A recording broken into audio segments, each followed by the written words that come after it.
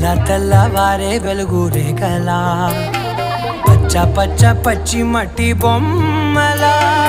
అల్లి బిల్లి వెన్న పాల నురగలా అచ్చ తెలుగు ఇంటి పూల కొమ్మలా దేవదేవుడే పంపగా ఇలా దేవతే మా ఇంట అడుగే పెట్టెనంట బ్రహ్మ కళ్ళలో కాంతులే మా అమ్మలా మా కోసం మళ్ళీ